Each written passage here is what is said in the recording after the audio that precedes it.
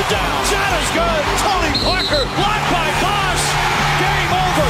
There'll be a Game 7.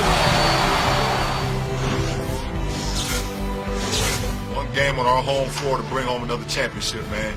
This is everything that we worked for all season long. All the sacrifices we've made to each other, dog.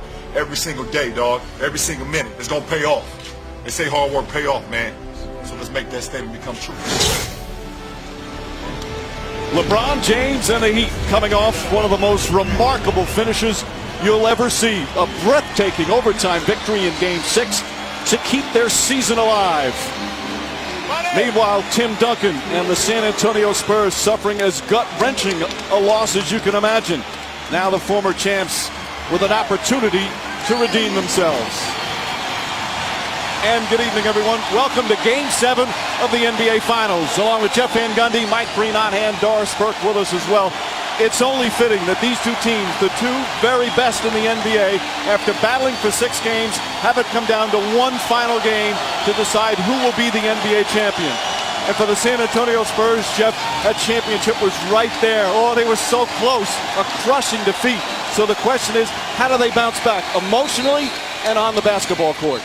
Well, it's not fatal nor final if they get it done here in Game 7. And to do that, Manu Ginobili and Tony Parker have to be more efficient, particularly when LeBron James is guarding them. They have to move harder without the ball, and then the screens that Tim Duncan sets for them in the pick and roll game have to be more solid. There's a cliche in sports, on the brink of elimination. Well, the Heat took that to a whole new level in Game 6, but they were able to survive and force this Game 7. Same scenario for the Heat. How will LeBron James lead him to a possible victory? Just trust his instincts. Play off your basketball IQ and do what the game and the defense presents. But he has to set a tone defensively like he did in Game 6 on Ginobili and on Tony Parker. So we're set to go here before a capacity crowd at the American Airlines Arena. No changes in the starting lineups for Game 7. We've seen them several times throughout the finals. And we begin Game 7 with a poor toss, or is it a clock malfunction? They're going to throw it up again. There's the starting lineups. That number on the right of each player is how many Game 7s they've played in their career, and that includes tonight.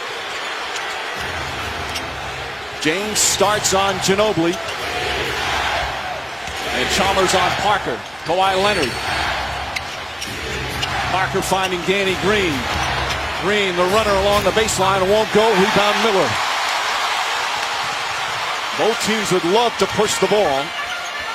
As Chalmers throws it, stolen by Green. And the first turnover of the night. Turnovers have played a key part throughout these finals. Each team already with one. James to the basket. Lost it, was stripped. The Spurs saying it was off James's leg, but the call is Miami ball. Greg Popovich asking Monty McCutcheon nicely to change the call.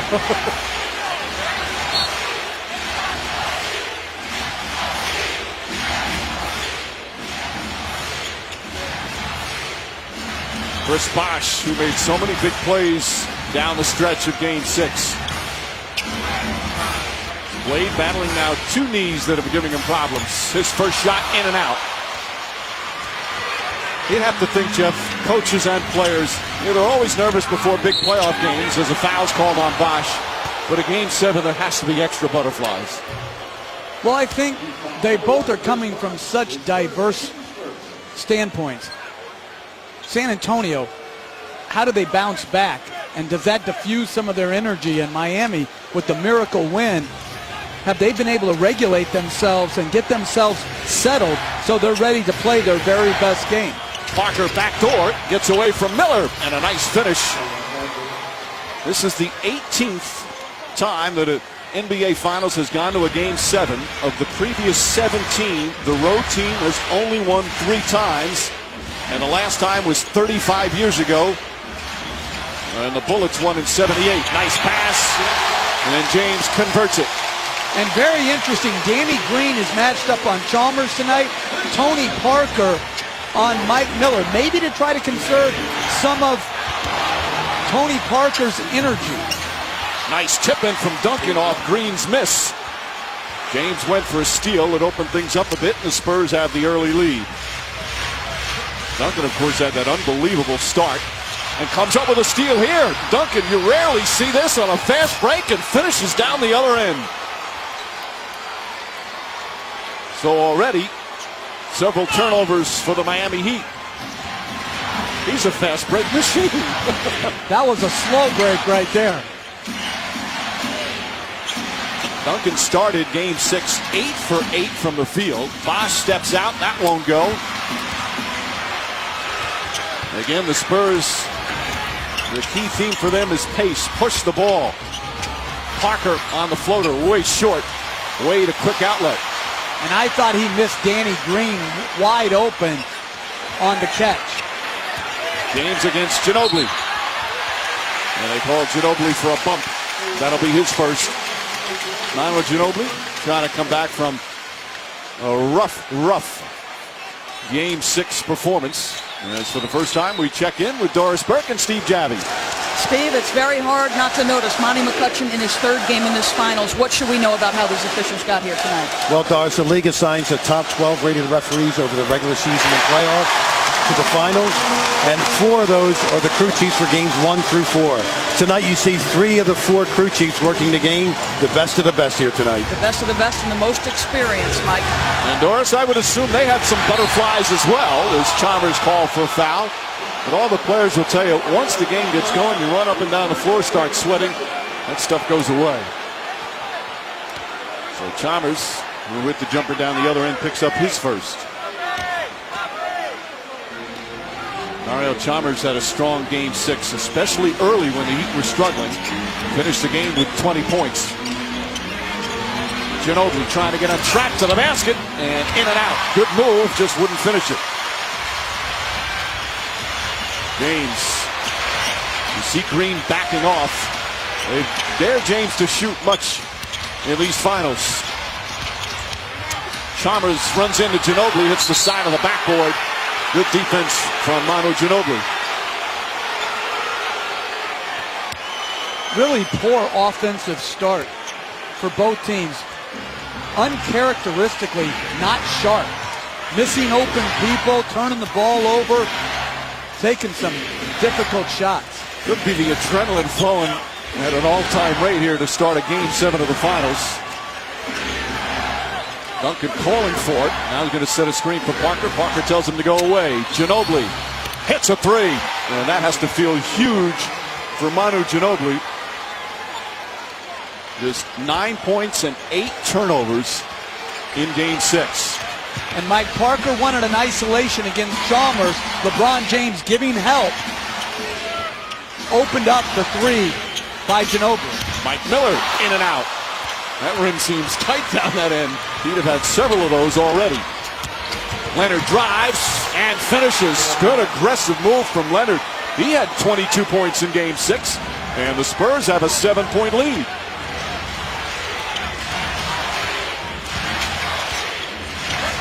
I think they got over game 6. And certainly playing. As Miller misfires there. Miami now 2 for 7 from the field to start the game. Ginobili on the drive, the floater. In and out. Leonard trying to keep it alive. Gets it back. Comes up short. And it's going to be Miami ball.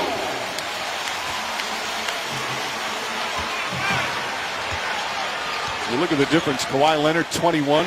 Tim Duncan 37. Leonard, by the way, the second-year player already with 4 rebounds.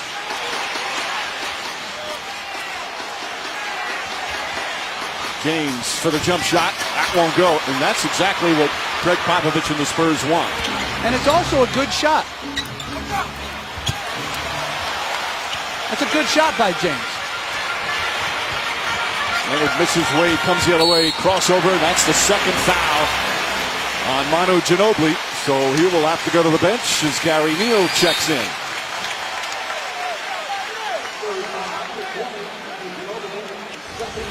Ginobili's trying to play Wade with the cushion. Gets bumped by the screen of Bosch into the path of Wade. and draws his second foul. We're just 5.5 in. Ginobili with 2. 5 to shoot for Wade. Duncan daring him. Wade drives past him, finds James, in and foul. Wade didn't settle, makes something happen, and LeBron James will shoot the first 2 free throws of the game. There was a delayed switch that put Duncan on Wade. Duncan probably should have backed off and encouraged the jump shot. Instead, Duncan got blown by to the middle, which forced rotation and eventually the foul on Duncan. LeBron James was saying as he hits the free throw that he was exhausted at the end of Game 6 and even admitted with about 25 seconds to go he had thoughts, oh boy, 9.5 months of work down the drain, but let's see what happens. So many of the fans here also left the arena when it looked like San Antonio was about to clinch the championship.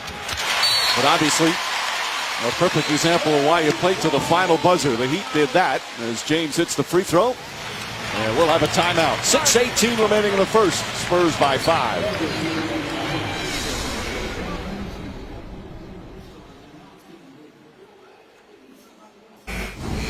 Time now for our Coors Light cold hard facts. Here are these NBA Finals, which started here in Miami in this back and forth series. Tony Parker, the big shot as the Spurs stole a victory on the road. But that unbelievable 33-5 run in Game 2 tied things up. Series then shifted to San Antonio, the 3-point barrage in Game 3, and the Spurs were up 2-1. The big three with their best game scoring-wise of the finals even things up at 2.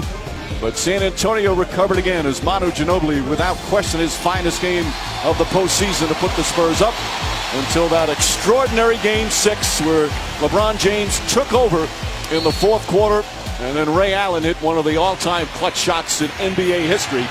And here we are, all tied up at 3 games apiece. Early substitution, no point guard lineup by Miami, which puts James on Parker.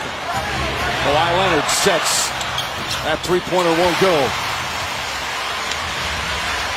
The three-pointer working so well earlier in the series for the San Antonio Spurs. Wade trying to take advantage of Neal, and he does. Great recognition by Wade to just do the old Mark Jackson, back down in the low post, no passes involved, and gets himself a deep jump hook. That had the Mark Jackson of many, many years ago. Neal tried to bank it in, Bosh the rebound.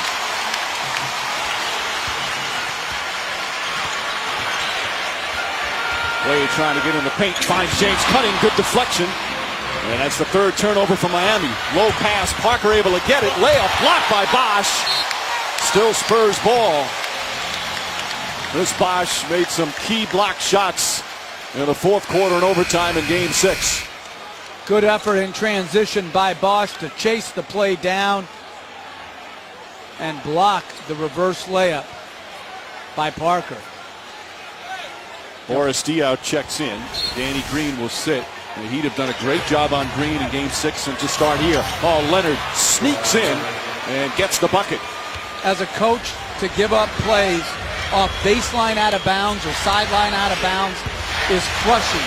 To give those layups up on dead ball plays, you can't be happy. Wade to Bosh, Leonard on him. Bosh, good quick spin move, greeted by Duncan. Bosh thought he got hit. Here comes Parker the other way. Parker to Neal for 3. In and out.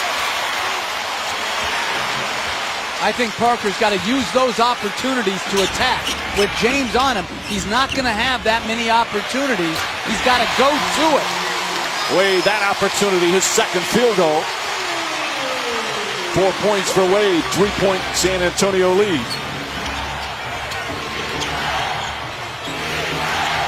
Duncan did a number on Bosh in the first half of Game 6. Gets the pass inside. Another good look. Duncan to Diaw. Wade was starting to double team from the baseline side. Duncan has improved so much from when he first came into the league to now. His awareness and passing ability spots Boris Diaw for the easy layup. Ray Allen in the game for the first time. Allen drives on Leonard. Plenty of contact there. But good defense from San Antonio as Leonard grabs yet another rebound. He's got 5 already. nearly stripped. Knocked out of bounds. Last touch by Leonard. Good hands from Miami. Well, here comes Wade along the baseline. Good recognition by Duncan and Diaw to connect. And Mike, the sloppy play right now, I really believe, is still a little bit of a hangover from all the energy that was expended in Game 6. We mentioned James said he was exhausted. Every other player looked that way. As we wind down the shot clock, 2 to shoot. James turns around, way short. Leonard the rebound, throws it ahead to Parker. Good transition defense by the Heat. Pass deflected out of bounds. San Antonio ball. Diaw has consistently guarded James well. Look at the big cushion, then the back end. Diaw's a big body, forces the fade with little contest, but he gets the desired result, which is to force James to shoot the ball over the top. Meanwhile, Manu Ginobili with the 2 fouls will come in. Normally, Greg Popovich probably wouldn't put him in, but he's the backup point guard. The normal backup point guards, young players, it's hard to trust in a Game 7. So Ginobili out there, Neal the fake. Duncan looks up at the shot clock, sees he has plenty of time. Battier looking to help, Duncan backs in, blocked by Anderson. Duncan thought he was fouled. The Birdman already contributing for the Heat. Chalmers tried to lob it in and poked away by Duncan. Miami sloppy with the ball. Chalmers has had more turnovers in this series than assists. Duncan against Anderson, who's had his difficulties guarding him. Allen trying to help. Duncan takes his time, can't finish. Diaw the rebound and brings it back out. Both teams shooting poorly to start. 35% for San Antonio, 31% for Miami. Ginobili on the drive and throws it to no one. Backcourt violation. 3 turnovers for the Spurs. Timeout on the floor. Defense reigning, Jeff, here in the opening quarter. I say poor offense. The defense is good. The block is good up top. Then he grazes his arm. 15-10. Spurs lead. ESPN's presentation of the 2013 NBA Finals on ABC. Brought to you by Grown Ups 2, in theaters July 12th.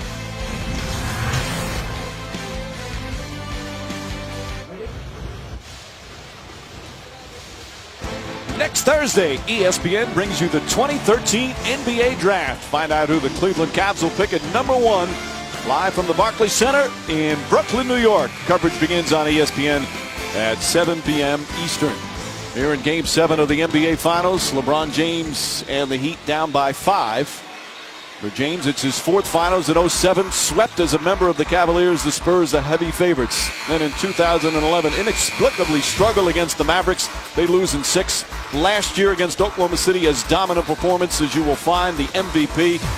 And you look at the numbers, which include 2 triple-doubles, and anybody else would give anything for those kind of numbers. But, Jeff, the Spurs have done a pretty good job defensively on him. Terrific. They've reduced his efficiency somewhat.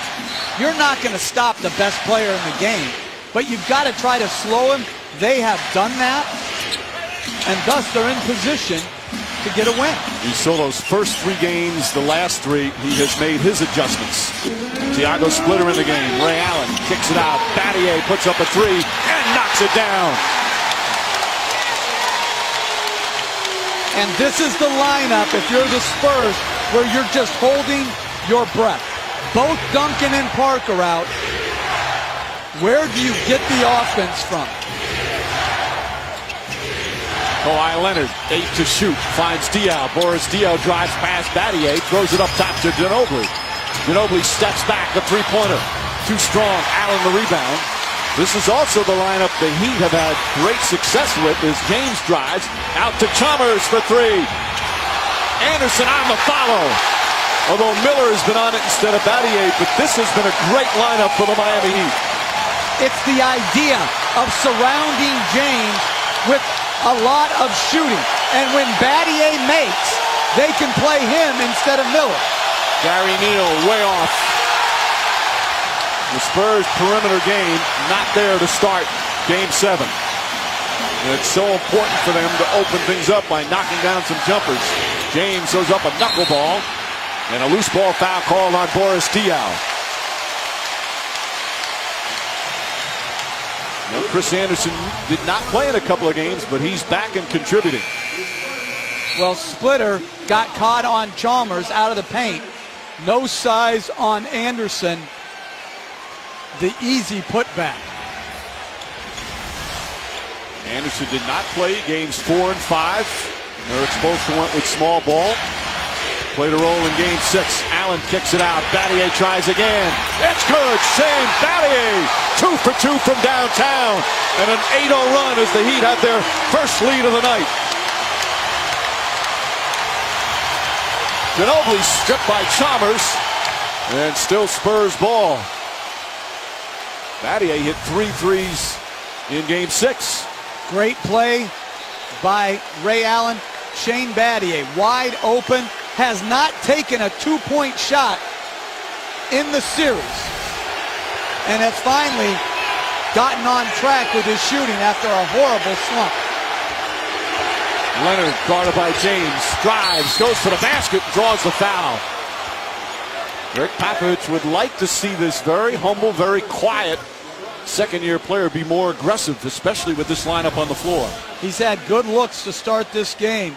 Beats James off the dribble. They call James for a little push in the back.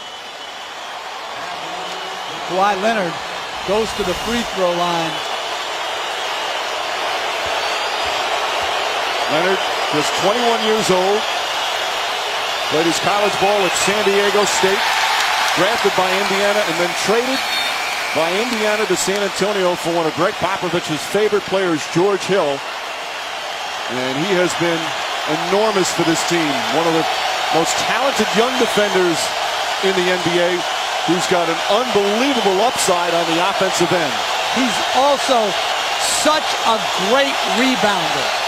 And his offense has come so far in 2 years. He missed one of the 2 free throws down the stretch in Game 6 that perhaps could have made the difference between the Spurs celebrating an NBA championship or having this Game 7. He played so well in that game. A magnificent game for Leonard. A couple of plays here and there made the difference in Game 6. Chalmers tied up good, help defense from Splitter. And Birdman, nope, they wave it off. 24-second or the quarter comes to an end. As Anderson tried to tip it into the buzzer. A low scoring, poor shooting first quarter. Tim Duncan, a rare sight, a steal and a fast break dunk. Meanwhile, Dwayne Wade aggressive early. Both teams shooting poorly, both teams turning it over a little bit, but the intensity's been there. Shane Battier, a big 3. Heat by 2.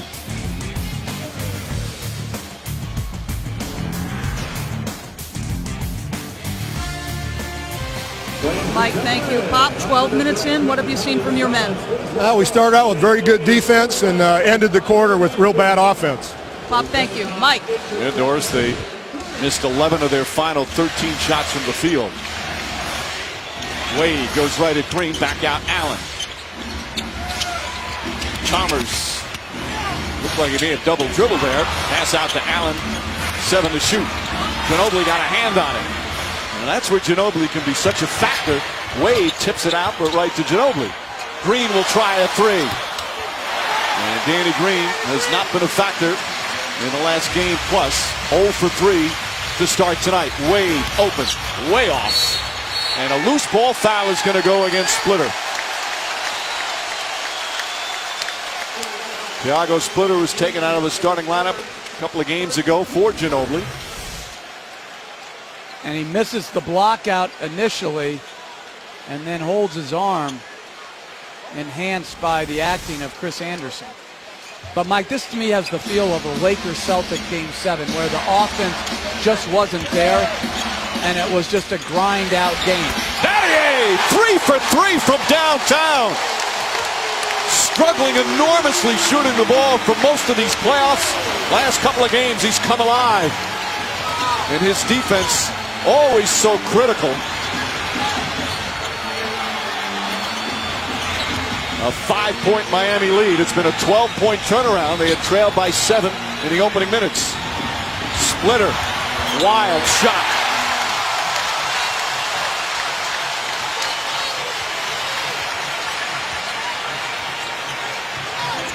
Wade tried to lob it in. Again, deflected. Green got a piece of it. Here's Parker. Sidesteps Battier. Pretty move from Tony Parker. He's got to get going, particularly in transition. When he gets those opportunities, he can't be hesitant.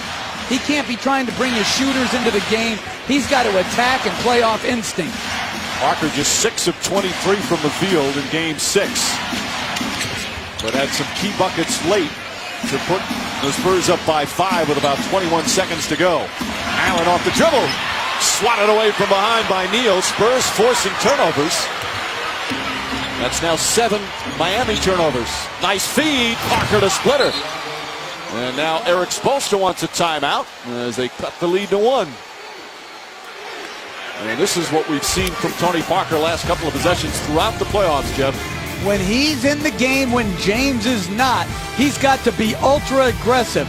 There he brings the second defender to him, drops it off to Thiago Splitter, and then in transition, wisely sidesteps Battier and uses his body to shield the ball, and the lead is now 1.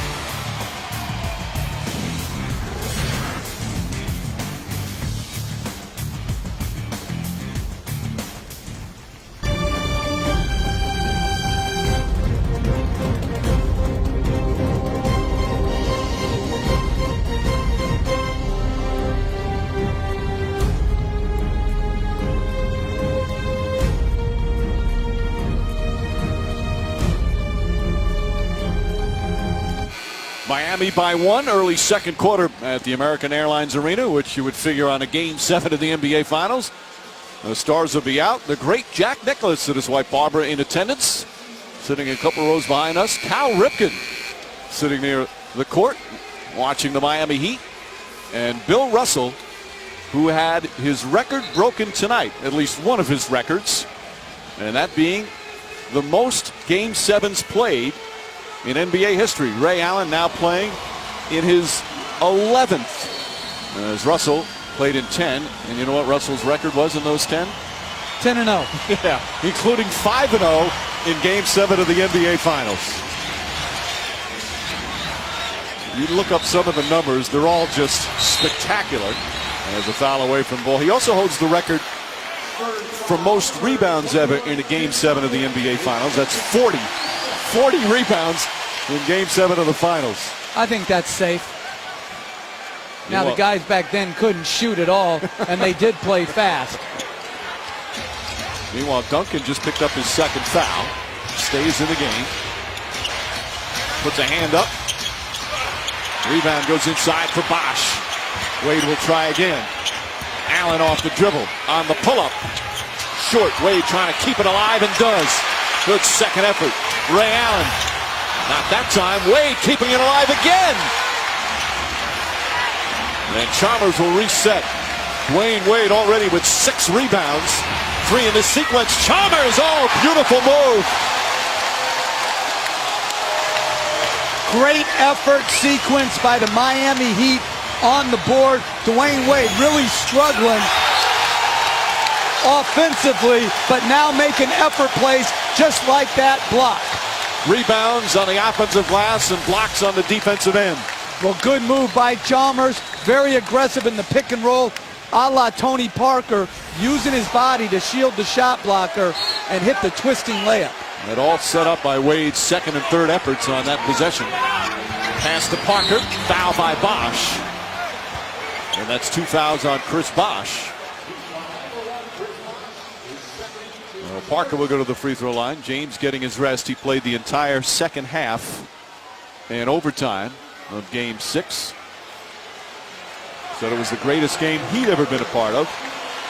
Even Greg Popovich called Game 6 a hell of a game, and that was right after when you knew he was sick to his stomach. As Parker hits the free throw.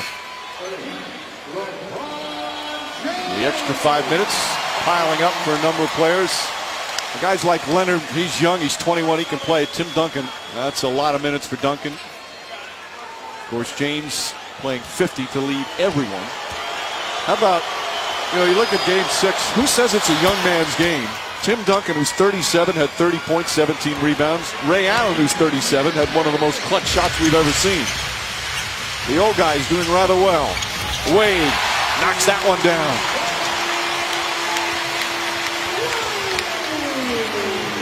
Chalmers back on Parker, even though James is in the game. Leonard drives, fouled, basket won't count. On the way to the basket is the foul. Greg Popovich wanted a continuation. And let's listen to Greg Popovich.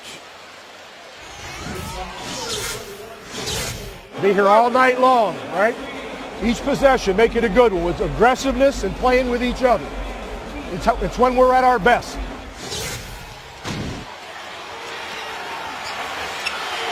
Neal. Danny Green trying to get going. Off the mark. Battier the rebound.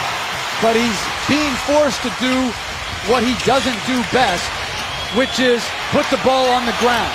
Chalmers way off. Duncan the rebound. Quick outlet to Green. Back out Parker. Again, good transition defense from Miami. Parker up and under, and an easy two for Parker. Every time he gets a point guard on him, he has to think, this is my time. Wade steps back and nails it. Why? For Eric Spoelstra, LeBron James has been very successful guarding Parker, but it would be hard for him to put him on him all game, correct? Well, it would be more taxing energy-wise as Bosh fouls Duncan and now has 3.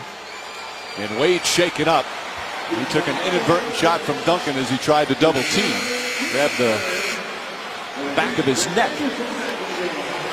And 3 fouls on Chris Bosh. And Duncan has been at his best when he's made his move decisively. There he caught, went, took the bump, and kissed it in off the glass. And Mike, you said, is it a young man's game or an old man's game? It's a great player's game.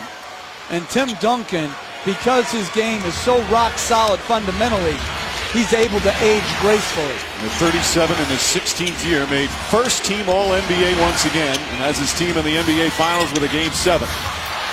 Rebound, Gary Neal. Nearly deflected, Duncan ahead to Green. Both teams have been sloppy with the ball. Defense certainly a part of that. Anderson on Duncan. Backs in, kicks it out. Parker fumbled the catch. Shot clock at 4. James on him, finds Duncan. Duncan has to put it up. Will not get it off the time he turns it over. There was probably 5 mishandles of the ball on that possession. Like you said, Mike, some really good defense, some just very poor fundamental ball handling. James misses, and a loose ball foul against Miami. It'll be their 14th foul. Kawhi Leonard, who's done a superb job on James for much of the series, defended him well. A mishandle by Parker. A mishandle by Duncan. And that doesn't even include the Danny Green deflected pass initially when he came down trying to enter the ball to Tim Duncan in the post. That last foul was Anderson's first. A low-scoring first half. Parker tried to get fancy, and James couldn't control it. Spurs will have 11 to shoot. When James is on Parker, they don't want Duncan setting the screen. They want Miller's man. Parker right there tried a very unusual split behind the back. I've never seen him do that. Led to a near turnover. Greg Popovich wants a time. As he can't be happy with the efficiency. Neither coach can. Turnovers, low shooting percentage, and some pretty strong defense. All even at 27. Thanks for watching ESPN on ABC, home of the NBA Finals.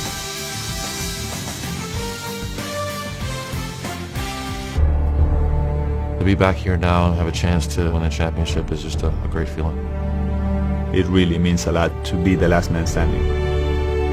I think every basketball player wish they can experience that at least one time in their career.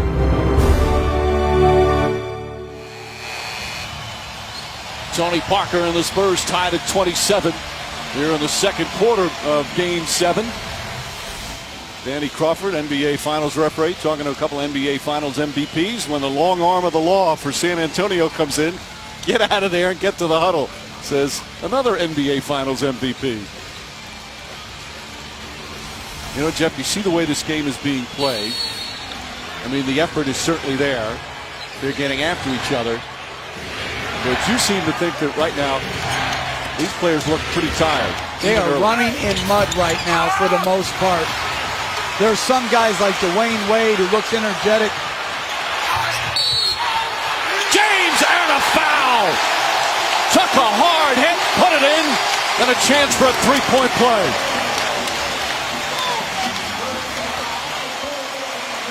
It has looked like that, even for some of these young guys. Game 6 took so much out of him, but James still showing his power here. Well, this is when he's at his best. In the open court with seams, San Antonio didn't get back and shut off that seam, and the incredible strength to take the bump and finish.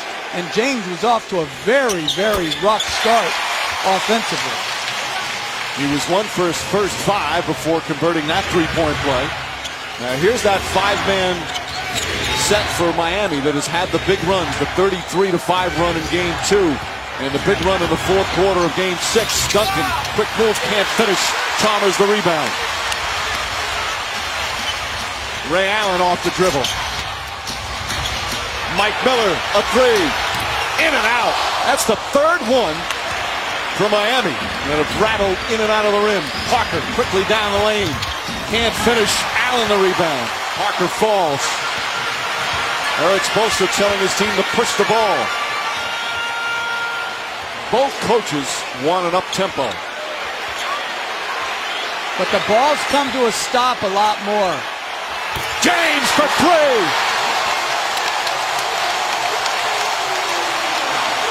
And if you're San Antonio, you can't overreact to the made three. You have to stick with your game plan. And that's make him beat you from the outside. Chalmers, who's been a ball hawk. You know, we talk about the big three and the future Hall of Famers. Big game. I want Mario Chalmers on my side. He is not afraid of the moment. He's not afraid, but he has played inconsistently in this series. He was off to a rough start. He played a good game, 2 and 6. The middle three, not so well. So it's been a mixed bag a little bit. Danny Crawford going over to check somebody's got some blood. I believe it's Parker. So they'll get 30 seconds. As Will Sevening will try and patch him up. Well, again, daring James to shoot. He backs up. I mean, these are like practice shots. He knocks it in. But if you're San Antonio, this is what you're willing to live with. You can't take away everything from a great player.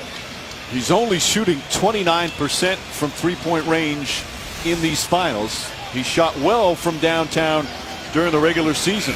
A career-high 41%. But he's been off in much of the playoffs from long distance. And as he's told us many times, when he gets a layup like he did on the previous possession, the jump shot then becomes more comfortable. Leonard, Green, Duncan, Gary Neal, and Parker on for San Antonio. And they have 7 to shoot. And they don't have James on Parker right now. Neal's going to have to put it up. Realizes it just gets it off and banks it in. He had no idea the shot clock was winding down. Then at the very last split second, heaved one up. Chalmers Pulls up, foul line jumper. Nice soft touch from Mario Chalmers. He's got 6 points.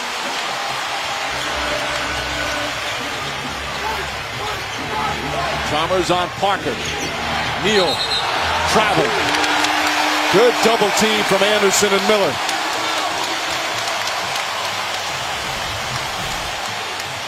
Tim Duncan telling Gary Neal to shoot the ball. And I don't know if he could hear him, but he could see him. And Parker out for another rest, Mike. Trying to get him enough. James kicks it out. Miller chased off the three-pointer. Chalmers sets. Chalmers. That three won't go. Duncan the rebound. Now, Tony Parker was one of those players at the end of Game 6 who looked absolutely gassed. Duncan gets the feed. Can't finish, but a foul. And Tim Duncan will head to the free throw line. Now, you've got, as a coach, Jeff, because so many guys are absolutely tired with the grueling style of play that's gone on. You know, and even though it's a Game 7, you can't have a guy out there in the fourth quarter that's absolutely exhausted. You got to give him a little rest early, right? You do, but you have to manage it because, Mike, you might have guys rested and be down 12 to 14 going into the fourth quarter. I think the Heat can be a little bit more liberal in their substitutions. San Antonio, with Green being taken out of it and Neal rather ineffective the last couple games, they just don't have the weaponry to withstand long droughts. Duncan 9 points, 5 rebounds, couple of assists. Miami's lead is 3, coming up on 4 remaining here in the first half. Miller, quick catch and shoot, too strong.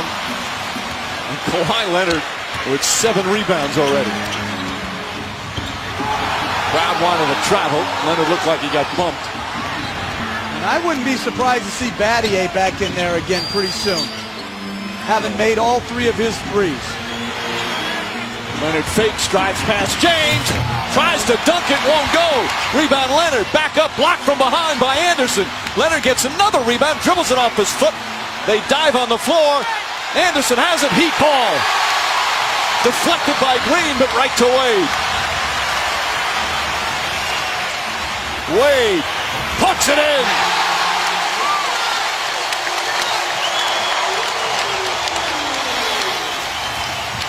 I like the rhythm Wade is playing with offensively. Oh, there's vintage Manu Ginobili.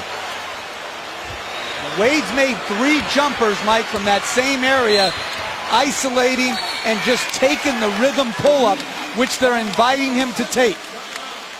And Eric Spoelstra wants a timeout. 10 points, 6 rebounds for Dwayne Wade, and the jumper's working. He got going with some effort plays, but they've been giving him these same jump shots, enticing him to take it. His rhythm is there, his balance is there tonight.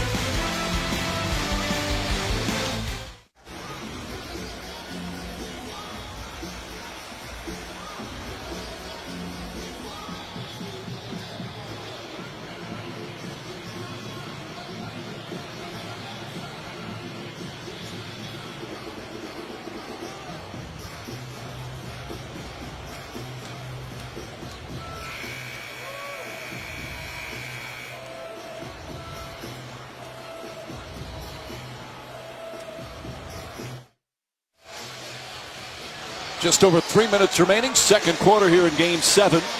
Miami Heat leading by 3. The Spurs desperately need a strong game from Manu Ginobili, and this is what we're used to seeing from Ginobili from years past. Well, look at the agility to be able to sidestep Anderson and then gather and finish.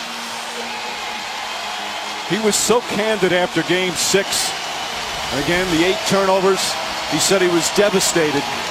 But Tony Parker was also saying he's seen Ginobili like that. He takes losses as hard as anybody, but also bounces back quicker than most.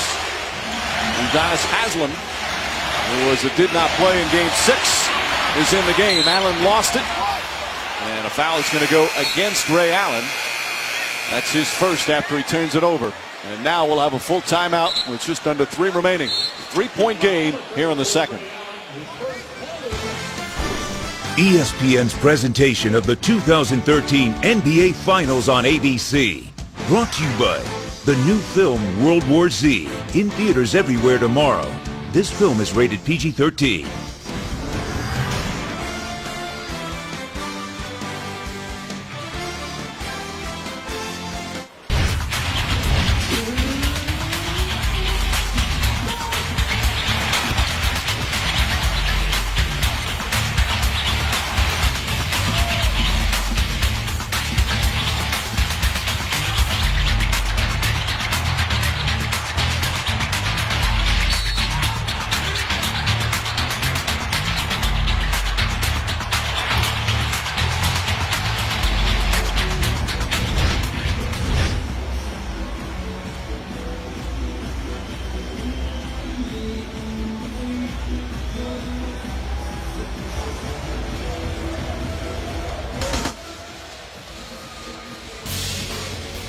A reminder, Tuesday at 8 Eastern, ESPN2 brings you the WNBA. Liana Taurasi, Brittany Griner, and the Phoenix Mercury visit the San Antonio Silver Stars.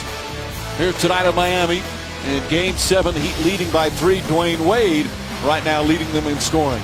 And he got started with a couple of offensive rebounds, that block shot, and then he made 3 mid-range jumpers.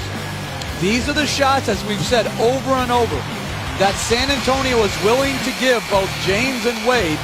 Wade here is off to a terrific start, 10 points, 6 rebounds. He hurt his left knee in the first half of Game 6 and was late coming out to start the third quarter, was not in the lineup when the third quarter started. That was the left knee that gave him problems last year, had surgery in the offseason.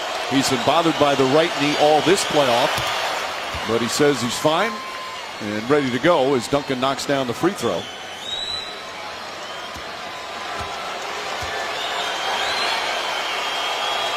Duncan, the first Spur in double figures. Duncan, his best year at the free throw line. He had his ups and downs throughout his career. But 5 for 5 so far tonight. Ray Allen kicks it out. James sets three-pointer. It's good. His second three-pointer of the game. Miami 5 for 12 from downtown. Ginobili. Good help defense from Haslam. Green sidesteps, blocked but fouled.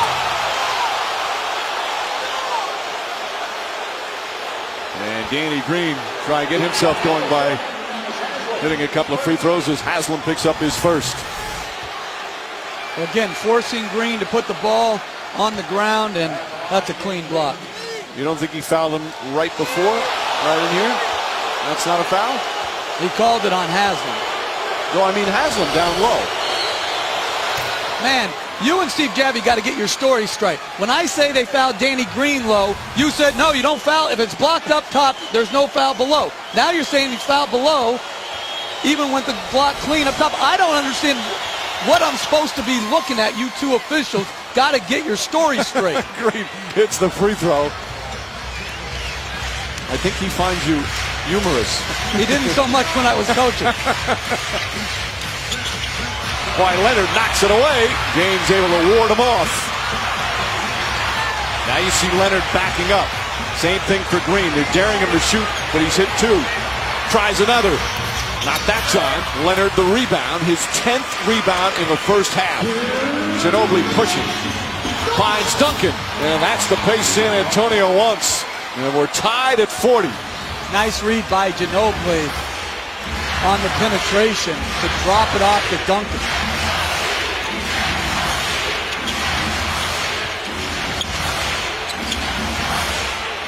Neal denying Allen. Wade. And again, you see Leonard back off. Another 3. He hit his first 2. Missed his next 2. Ginobili again on the drive. Running shot. Blocking foul call on Haslam. And Ginobili's aggressiveness making things happen for San Antonio right now. The push going down looked like it was going to be a charge. And at the last second, Manu Ginobili jumps to the side.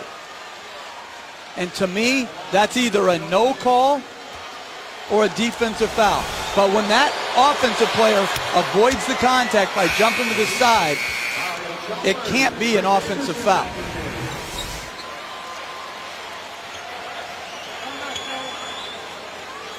And he's still moving. His body is moving to the right. No, I think that's the right call. I like when we agree. But seriously, at halftime, you and Steve get together about the down low or up high. Aslan sits down. Spurs have hit 12 consecutive free throws. Free throws a sore spot after 2 big misses. Oh, Wade, nice shot there. He's got 12. 2 big misses in the final minute for San Antonio in Game 6. All even at 42. And a foul away from the ball. I believe it's on Chalmers. And they're in the penalty. I love how Wade, after a little bit of a sluggish start, has gotten going. A really well-defended jump hook by Danny Green. And you can forget sometimes just how good Dwayne Wade is when he's had these up and down struggles throughout the playoffs. He's got 12 points already. We got the Sprint halftime report coming up. Magic Johnson, Michael Wilbon, Jalen Rose, and Bill Simmons getting ready. Talk about the first half here of Game 7. Right here in the American Airlines Arena. And free throw shooting huge. 15 attempts from the line for San Antonio. Only 3 for Miami.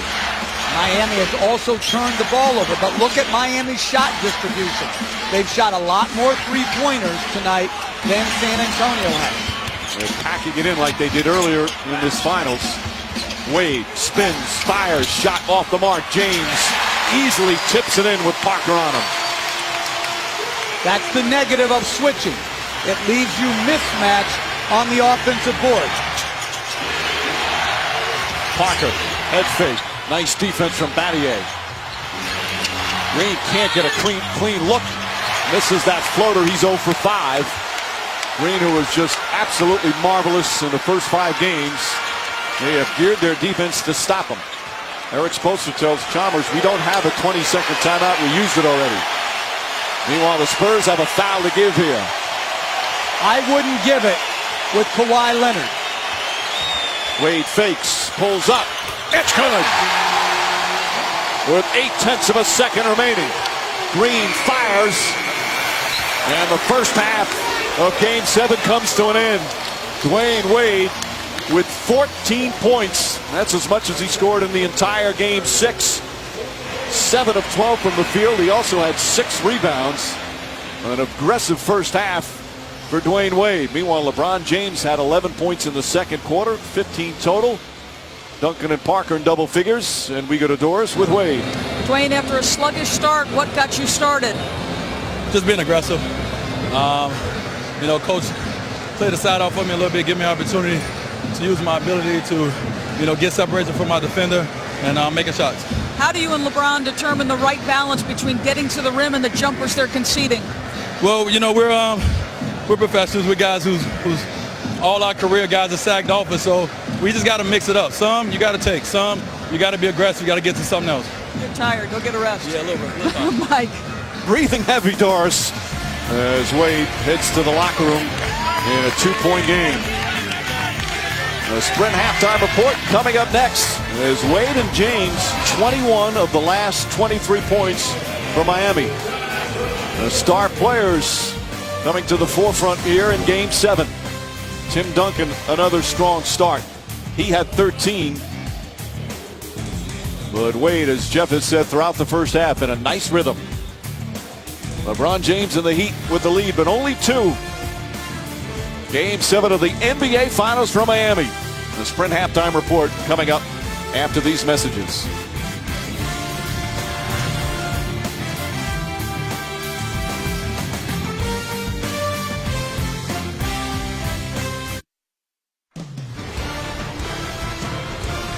Halftime, Game 7 of the NBA Finals. Tim Duncan trying to focus here after the first half. His team down by 2. It's 46-44. Dwayne Wade with a strong first couple of quarters. as these two teams battle for an NBA title. Our Qualcomm Snapdragon processors first half stats. Miami shooting better from the field, but the free throw disparity huge for San Antonio to keep them in the game, and they're doing a solid job getting their points in the paint. As we get set for the third quarter, hi again everyone, with Jeff Van Gundy, Mike Breen on hand. We'll check in with Doris Burke in just a moment. We had such a magnificent game in Game 6. Ragged play here in Game 7, certainly close, but LeBron James and Dwayne Wade finding ways to get things done throughout this ragged play. Yeah, it was a struggle for both teams, particularly in the first quarter. Second quarter, much better offensive basketball. Look at the power of LeBron James going through the arm of Kawhi Leonard and then taking on the body of Danny Green. And then he doesn't shoot the ball on the way up. He's almost hitting the floor, and still the strength to get the roll. And then, like we've said, they're inviting them to take those perimeter jump shots. He made a couple threes in the first half, and Dwayne Wade, 3 pull-ups, and then this nice little spin back for the jump hook. Both those guys playing efficient offensive basketball. And their numbers fresh off the wire, served to you by KFC. Meanwhile, for San Antonio, Duncan and Parker getting it done. Tony Parker has to score for them to win, has to be aggressive. He does, and they're going to play through their stars. Tim Duncan with the nice pass to Boris Diaw, and Ginobili, the terrific wraparound pass off the dribble penetration to Duncan. They've got 24 paint points. They haven't shot it well from the perimeter, but they're at their best when they attack early and when Parker is aggressive. Again, Tony Parker, when he has the point guards on him, he's got to be ultra aggressive. Spurs have had trouble getting that three-point game going. He'd have done an excellent job on Danny Green.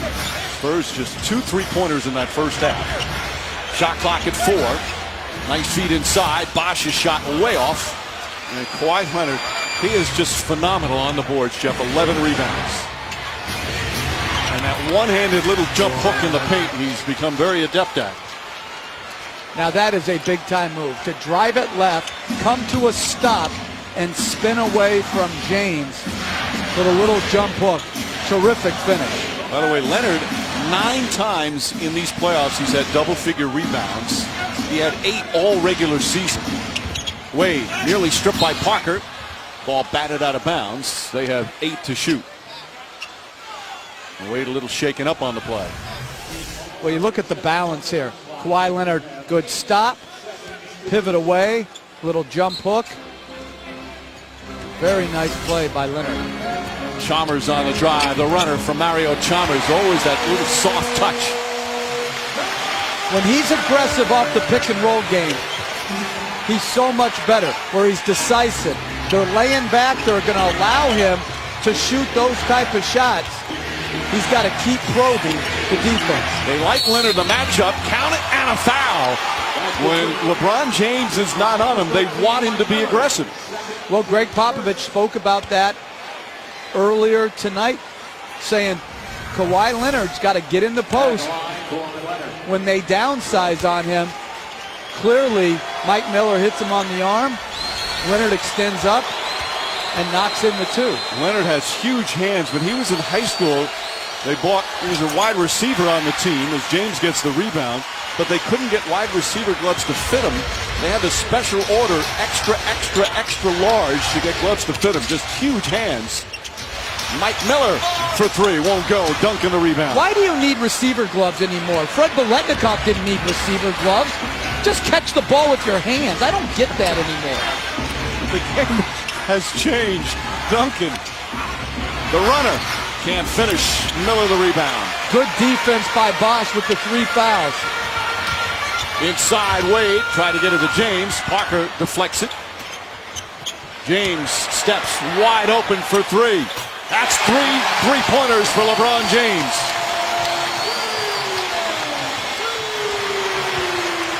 And those are like practice shots. No one is even close to it. Parker looking for Duncan. Ginobili flips it up and in. One of those patented Ginobili moves. Looked like he's out of control. Going to fall down, lose the ball, and he gets a layup. On some of those dribble penetrations, Bosh is not able to get off of Duncan's body to give the appropriate help on the penetration. Chalmers draws the foul on Parker. First foul on Tony Parker. You see, Bosh should be that next help man, but because he bangs into Duncan, Ginobili has the easy layup. Ginobili, by the way, no turnovers so far after the game where he had a career high 8. Overall, just 6 turnovers for San Antonio. Ginobili had that marvelous game 5, and then the nightmare game 6, and a good solid start here to game 7.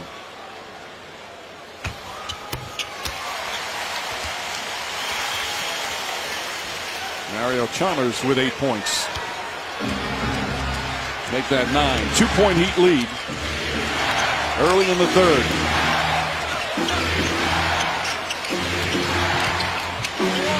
Ginobili fakes a 3. Finds Leonard. Leonard again, that one-handed shot.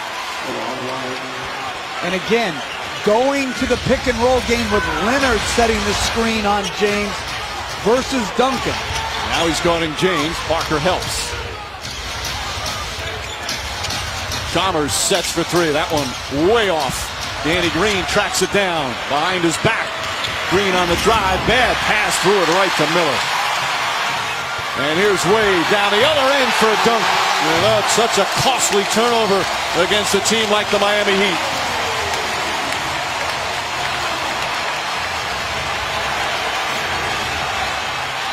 Seven turnovers for San Antonio.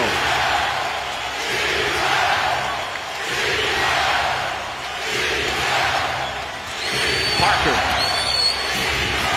Duncan single coverage, turns, puts it up, won't go. Good defense from Bosh. James pass deflected by Leonard. Parker on the drive, strip ball knocked out of bounds, and still San Antonio ball. Boy, active hands on both teams all night long.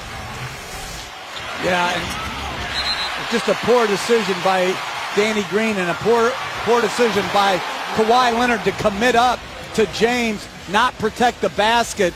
Good play by James to find Wade, cutting for the fast break dunk. Have watched the season come down to one game. The championship on the line tonight.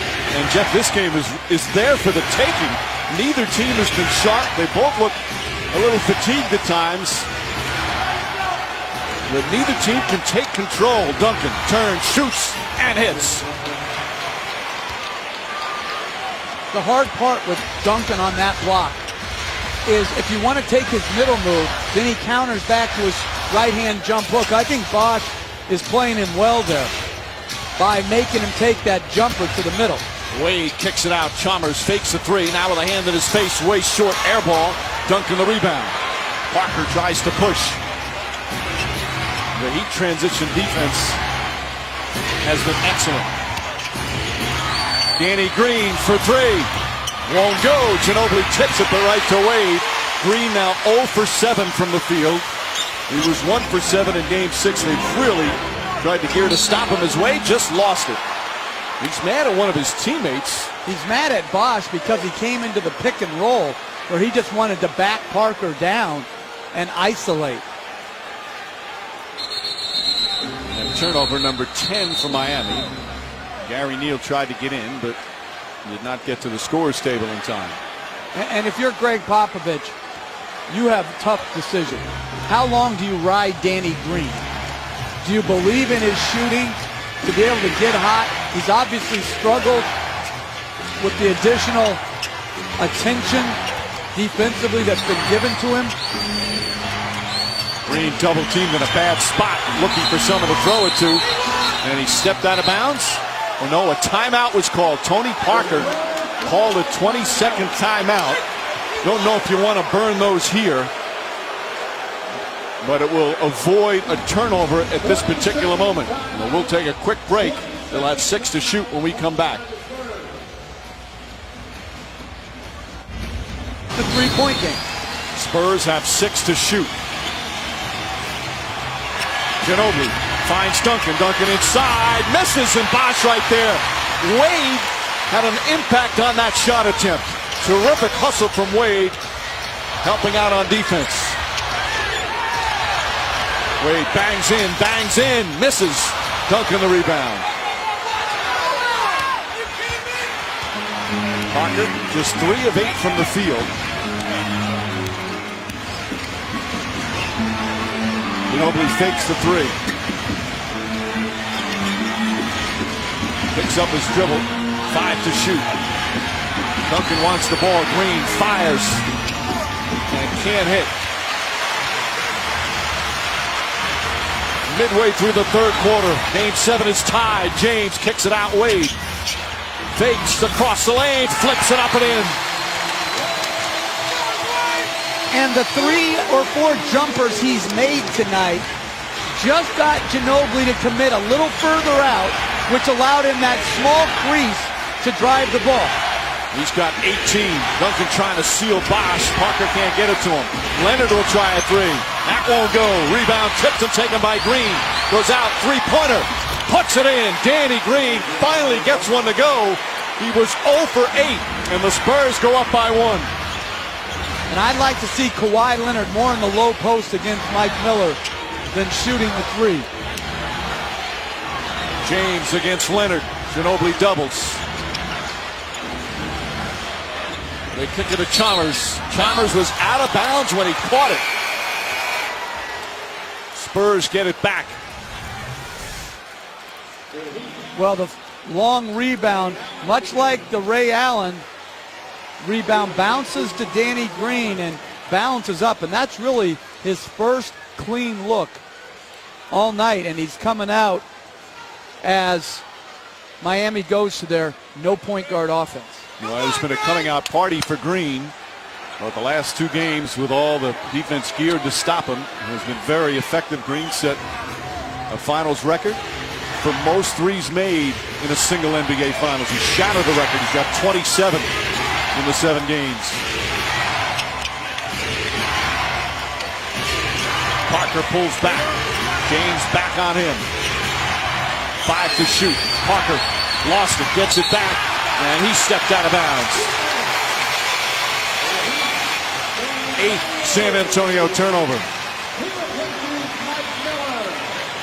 Again, there's just no sharpness tonight. The defense part of it, but not all of it. I really think this has been such a well-played offensive series, even against very good defense. Tonight, I think it's more bad offense than it is great defense. Allen off the screen. James will try another 3. Puts it in. LeBron James, 4th 3-pointer of the game. And the Heat back up by 2.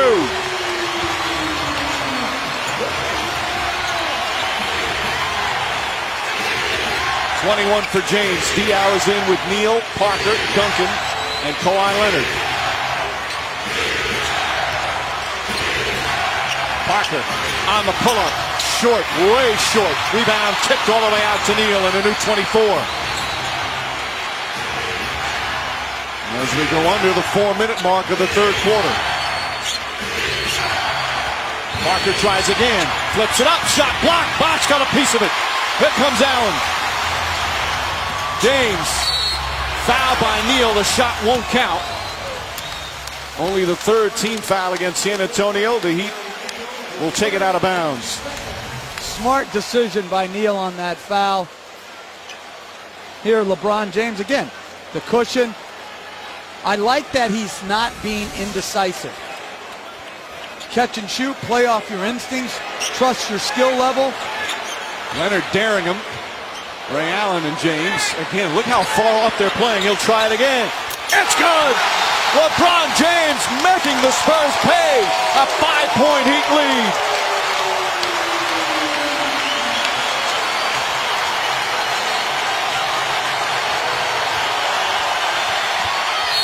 Leonard, oh, count it, out of foul.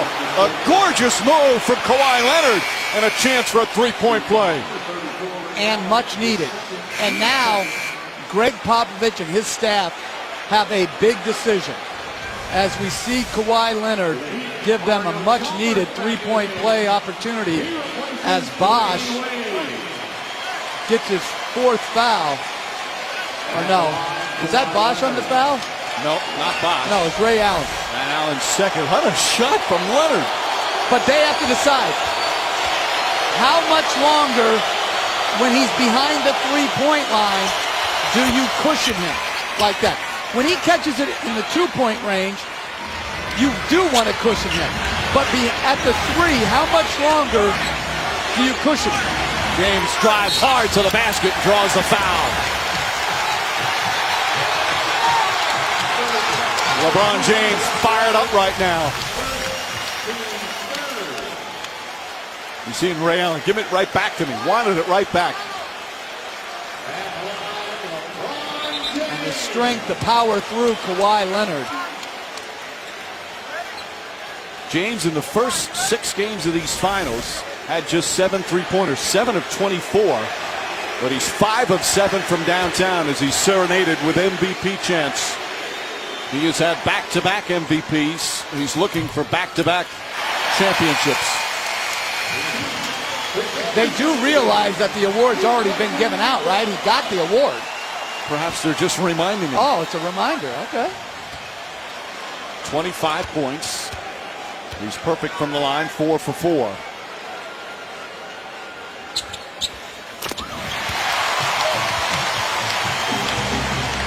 Battier, Anderson, Ray Allen, Chalmers, and James out there for Miami. Boris Diaw will try a three. That's good. Boris Diaw from downtown. And with under 3 minutes to go, it's back to a one-point game.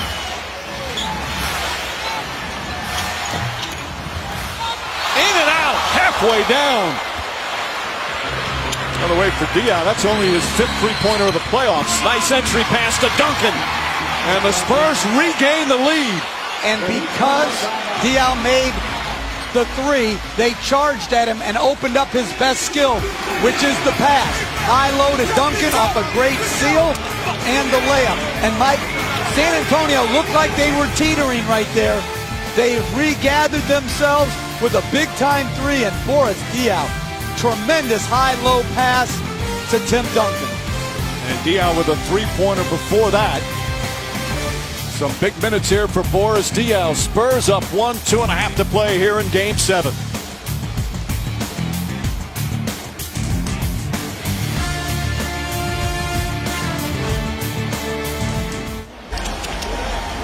Let's go, let's go.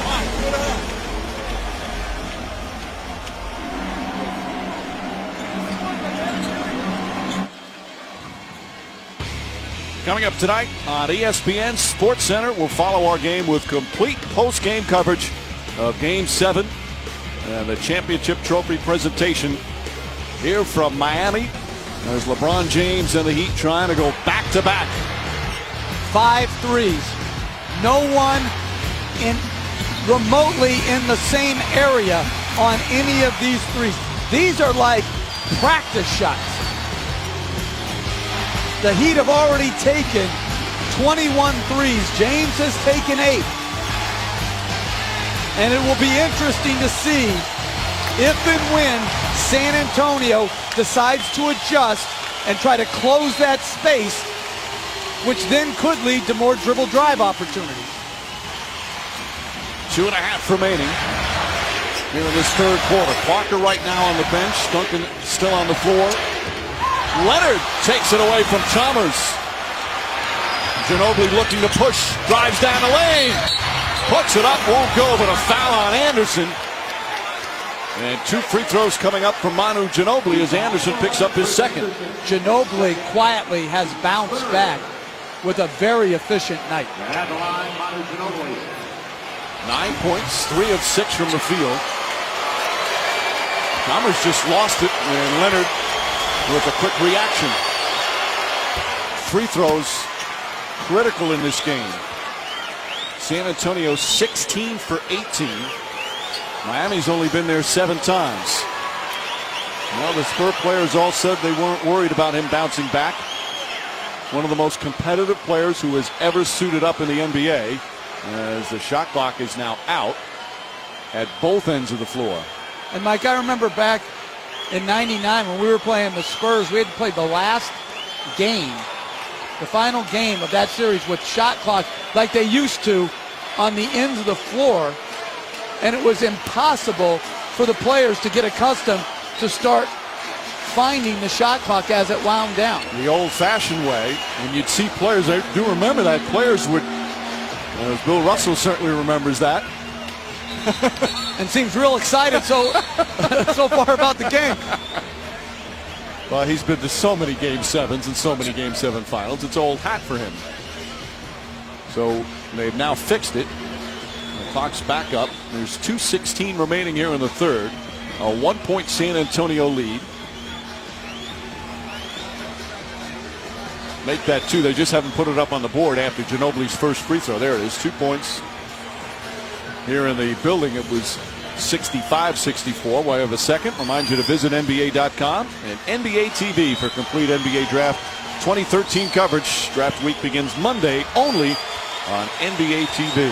Can't wait to see who's going to be the first pick in that draft. Ginobili hits the second. A 7-0 run by San Antonio. They are up by 3. There has not been a double-digit lead in this game. Largest lead is 7. That were the Spurs in the opening minutes. James pulls up, puts it in. 28 points for LeBron James, who has been extraordinary in Game 7s and elimination games in his career. Ginobili, Neal fakes. Neal drives, the floater won't go. Diaw, and a loose ball foul against San Antonio. It's Diaw. His second. Again, playing the pick and roll soft. You can't go under at 6 feet. Look where Kawhi Leonard's trying to go under. Again, that's just a free throw line pull-up. James on the attack. Ray Allen gets a look. Too strong. And Duncan the rebound. Allen, after his heroics in Game 6, 0 for 4 with 3 turnovers here in Game 7. Neal fires. In and out. Duncan trying to keep it alive, but James able to hold on.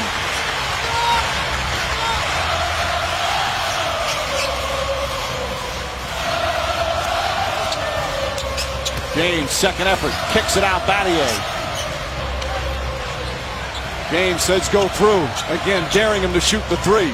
This time, a 2-pointer. Way off the mark. A brick. Ginobili gets a running start. The difference in the last 3 pick and rolls, Kawhi Leonard has gone over the top. Diaw, another rebound. Neal off the drive. Swooping shot is good. Tough shot from Gary Neal. His second field goal.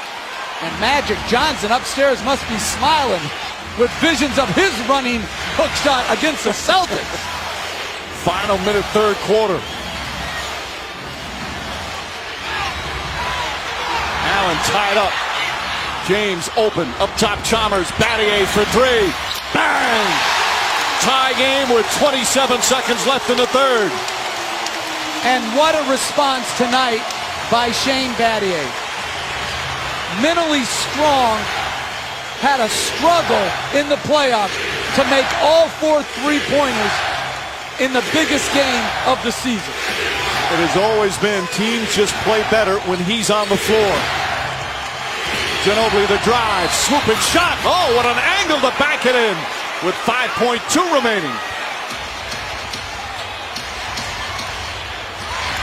Chalmers racing up the floor, sets, fires, 3-pointer. Oh, he banks it in at the buzzer. Mario Chalmers gives the Heat a 1-point lead as we head to the fourth quarter. They'll review it, but he got it off in time.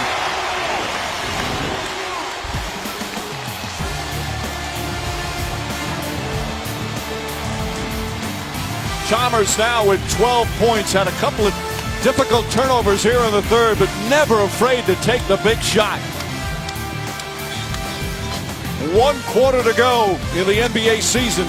The championship on the line. We head to the fourth quarter with a 1-point game. This presentation of the NBA Finals continues after this message and a word from our ABC stations.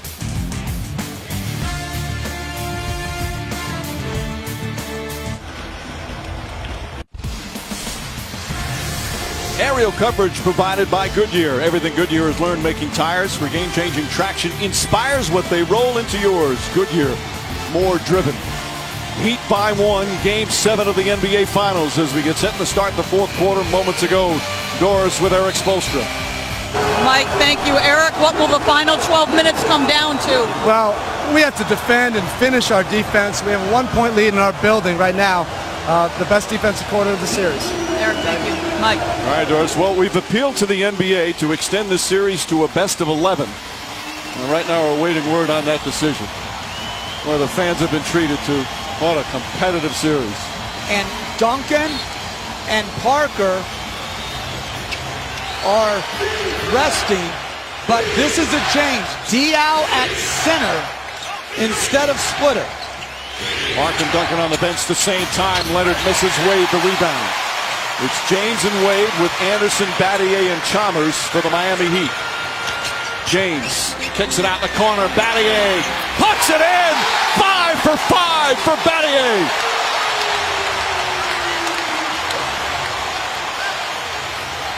Danny Green off the dribble. Blocked from behind by Wade.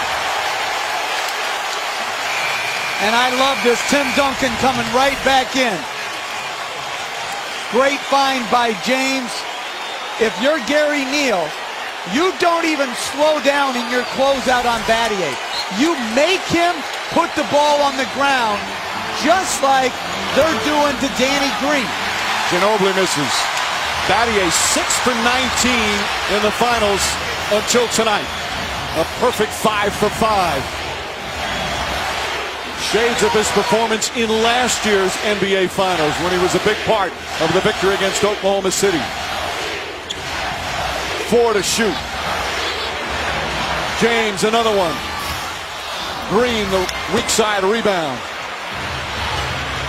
Neal ahead to Ginobili. He'll try another 3. Leonard on the follow. And the Spurs back within 2. Parker set to check back in as well. And he's got a lot of game minute rest and real-time rest before he's come back in. There should be no reason he can't play with a great level of offensive energy. Chalmers off a screen, wide open jumper, in and out. Anderson's tip won't go. And a loose ball foul called on Duncan, his 3rd. How about Kawhi Leonard in his first NBA Finals, the way this young man has played? Well, again, in transition, no one's matched up. He gets the free run to the rim, an easy putback by Leonard. And on the other end, a second shot for Chris Anderson. Anderson missing the free throw. Leonard, by the way, 16 points and 12 rebounds. The Bad Man with his usual energy. 1 for 2 from the line. Miami by 3. Parker's back in. In fact, the starting lineup on the court right now for San Antonio.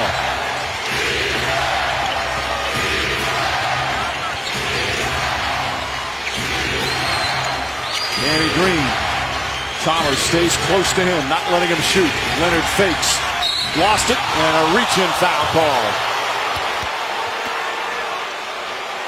If James is on Parker, then Ginobili has to be more assertive offensively. James' 2nd foul, first team foul.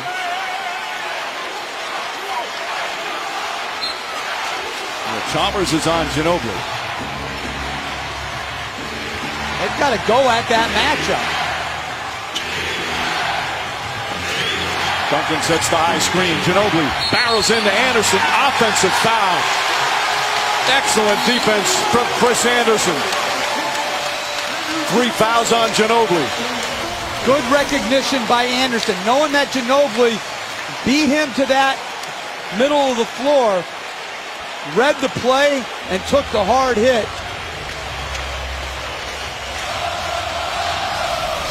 Wade down the other end, pull-up jumper. Won't go. Anderson the rebound. Back to Wade. Shot blocked. James gets it. His shot knocked away, but a foul. Second and third effort by the Miami Heat. They'll shoot free throws.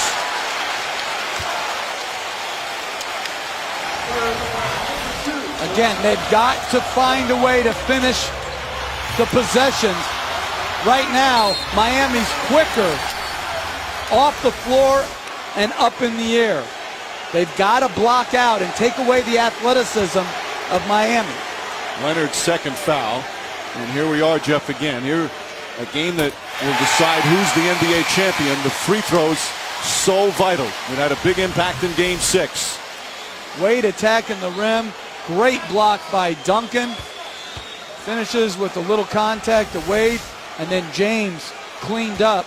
When Duncan goes to help, somebody or all the Spurs perimeter players. Lane violation.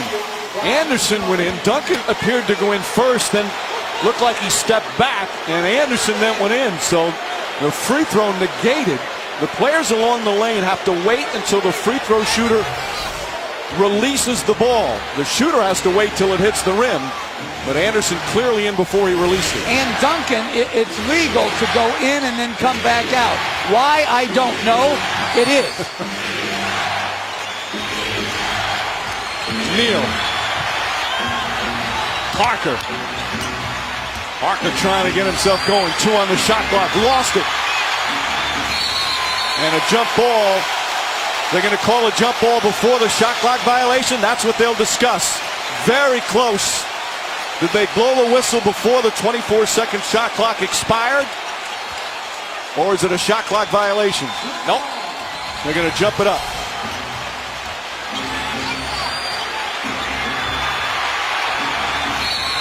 Boy, that is so close. Tim Duncan trying to get in there to jump it, but won't. Now, if the Spurs win the tip, they get 5 seconds to shoot. Miami gets it. They obviously get a new 24-second clock.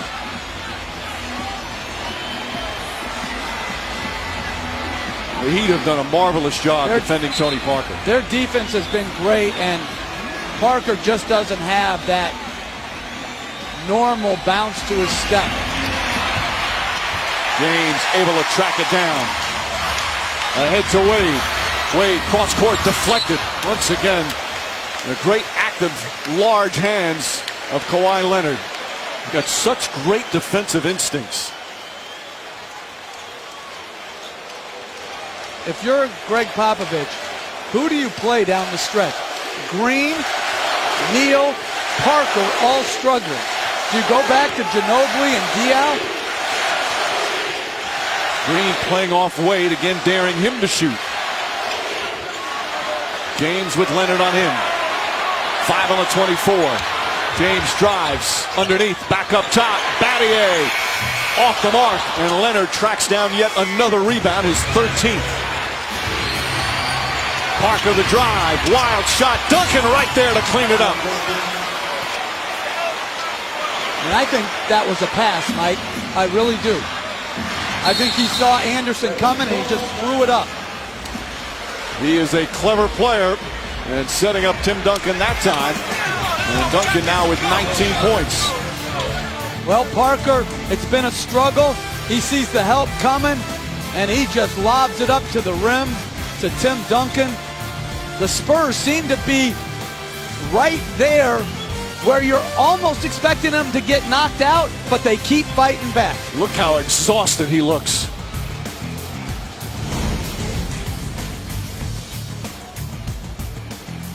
Let's listen to Greg Popovich. Guys, it's the last game of the year. The last 2 teams standing. Lay everything out there. And that means with your teammates. They got talent. We got to beat them with all of us. Let's play smart. Let's enjoy. Come on. We said it earlier. This game right there for the taking for both teams.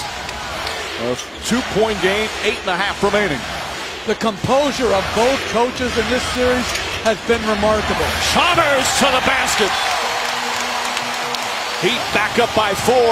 14 for Chalmers. completely too easy. Danny Green way downtown.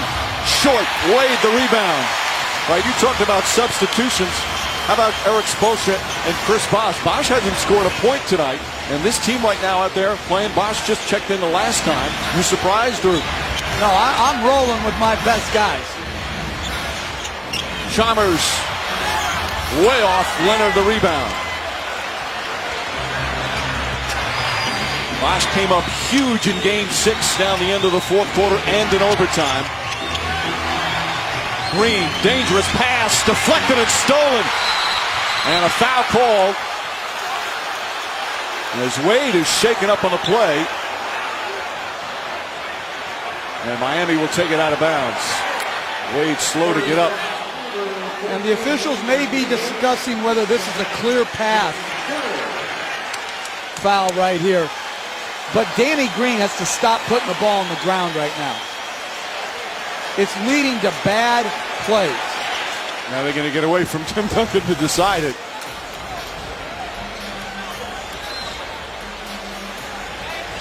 That's such a dangerous pass.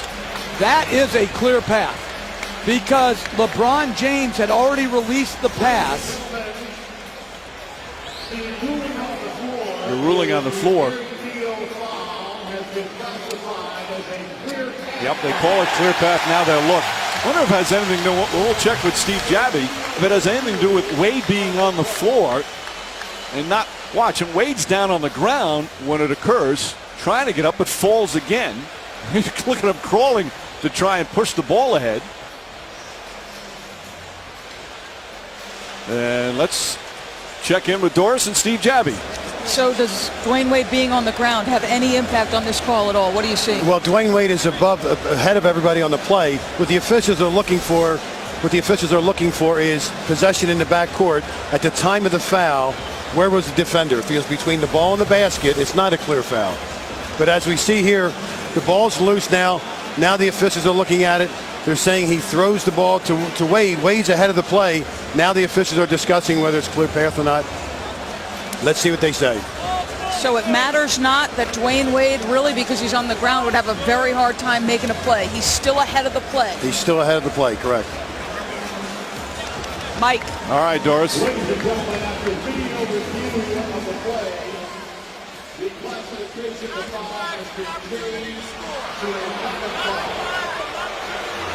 So no clear path. What Monty McCutcheon is saying, you're not deprived of an opportunity to score. That's the ruling. Because he was on the ground and wouldn't have been able to. Right. If he's standing and they think that's going to, because we had that earlier in the year where the pass was delivered and the foul was taken. That's a big call. Huge, because it would have been free throws and possession. Wade fakes, pulls back. Duncan guarding him. 8 to shoot. Wade's going to put up a two-pointer. Knocks it down. 20 for Wade. 6-point Heat lead. The biggest part of this game today has been the ability of Wade and James to make jump shots where they had not been comfortable taking them early in this series. Ginobili took his eyes off it. Was starting to go before he caught it. 7 minutes remaining. Just an unforced turnover. A 6-point lead seems like a lot in this game, but we've seen in this series, it means nothing. Wade flips it up. And I believe Bosh called for a moving screen. LeBron James upset as Bosh picks up his fourth. You see him riding Ginobili.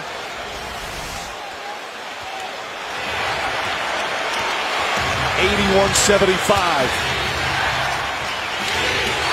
Ginobili down the lane, running shot, gets it to go. Just rolls over the rim, and Wade is hobbling. I like Ginobili in the pick and roll with James on Parker, and I like Kawhi Leonard in the low post, as well as Duncan. A big bounce back game for Ginobili. He has 15. Now he's guarding Wade. Wade moving better than just seconds ago. Bosh puts it up. That won't go. Battier But tips it right to Leonard. Leonard. Ginobili, pass deflected. No, he just threw it away. Oh, another costly turnover. Greg Popovich can't believe it. 5 turnovers already here in the fourth quarter. I thought Wade tipped it. Well, that was close.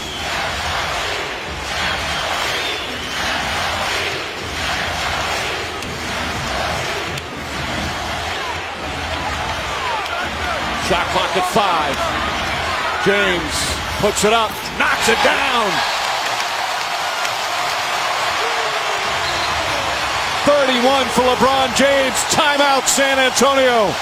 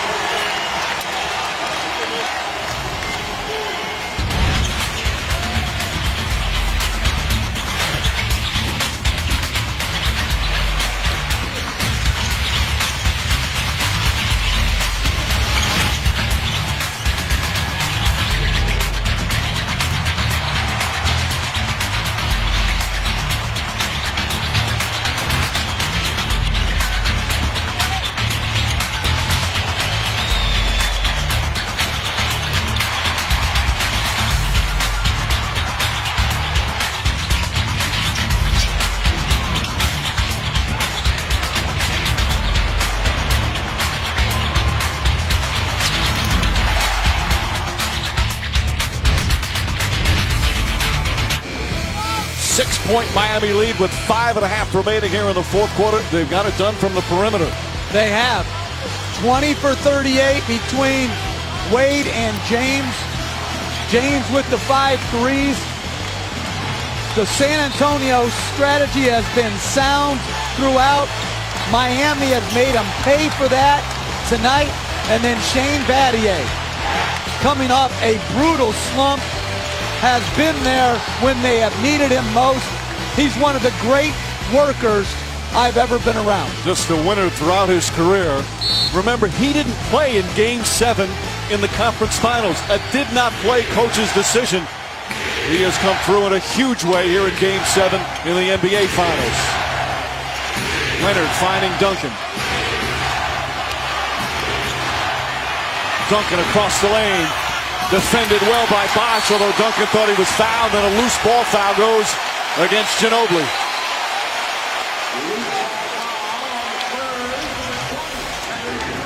Bosh has fought harder and harder as the series has progressed, holding his ground well. May have gotten away with a foul. Looked like he grabbed the jersey. James. Leonard picks him up, coming up on 5 minutes remaining. James puts his head down, kicks it out. Bosh for 3. Way off the mark. Fight for the rebound. Ginobili comes away. Parker penetrates. Back to Duncan. Duncan won't go, but a foul. And Tim Duncan will go to the line where he's 5 for 5 tonight. Huge free throws here. Parker, good push, and a great find of Duncan late. Duncan shot a career-high 82% from the line during the regular season.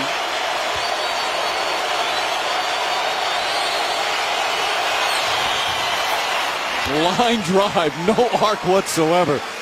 There's Duncan trying to get his 5th NBA championship. Perhaps thought he had it in Game 6, but it slipped through their fingers as they lost in overtime. 2 clutch free throws there.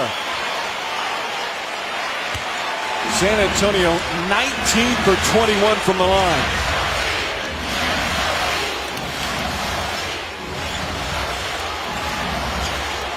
James looking.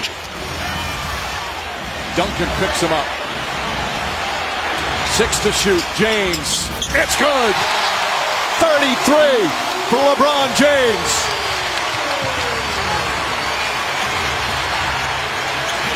Ginobili for 3.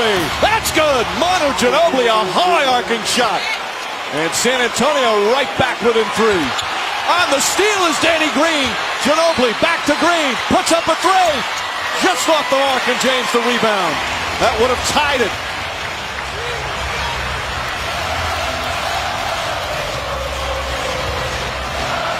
Wade slicing through the defense. And James will reset. 7 to shoot. Trying to get it out of his hands. Wade fakes. Back to James. Three-pointer.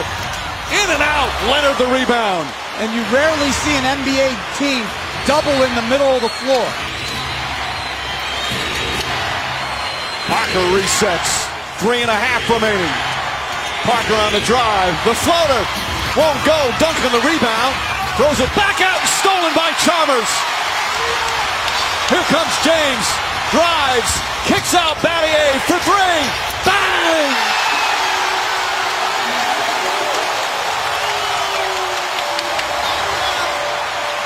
Duncan down low. Puts it up. Banks it in. And a foul. Tim Duncan with a difficult shot. And San Antonio back within 4. Even when they got hit with a dagger 3, they don't take the timeout. And Duncan hits the tough bank shot. Well, remember, San Antonio without their 22nd timeout. They called it earlier in the half. As Bosch picks up his 5th foul, he can't believe it. And I can't either. I thought that was minimal contact for a foul call. And Duncan, another clutch free throw. 24 for Duncan. How about Shane Battier? 6 of 7 from downtown. And Eric Spoelstra wants to talk it over. Hearts are racing, heads are pounding, palms are sweating. It's Game 7 of the NBA Finals. And with 3:06 remaining here in the 4th, it's a 3-point game.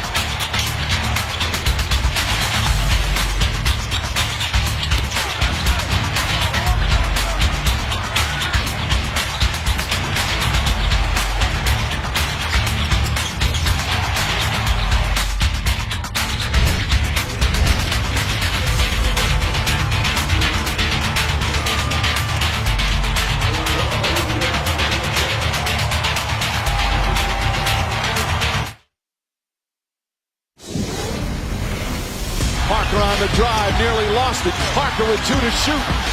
Just gets it off in time. What a shot from Parker. Oh, what a block from James. Throws it back at Splitter, who is ready to dunk. A virtuoso performance from Danny Green. Now has an NBA Finals record for most three-pointers. Rebound Bosch. Back out to Allen. His three-pointer. Bang! Tie game with Green. Blocked by Bosch. Game over. There'll be a Game 7. Which has turned into a thriller. What a roller coaster ride of emotions in these NBA Finals. The teams and their fans from sheer ecstasy to getting sick to your stomach. And we still have 3 minutes remaining. Battier, nice feed to Wade, and he puts it in. Gorgeous bounce pass from Battier. A favorite after timeout play of Miami because you don't want to help off James on the curl. Duncan, single coverage, spins against Bosch, forces up the shot. James, the rebound, his 11th.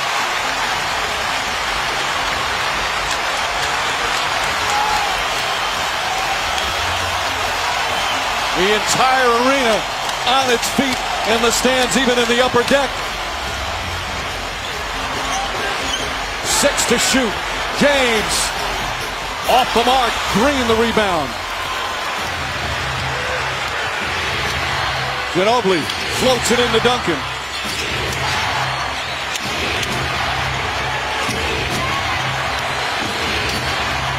Ginobili. Kawhi Leonard for three. Puts it in. 2-point game with 2 to play. Kawhi Leonard. What a performance from the 21-year-old. 19 points and 16 rebounds.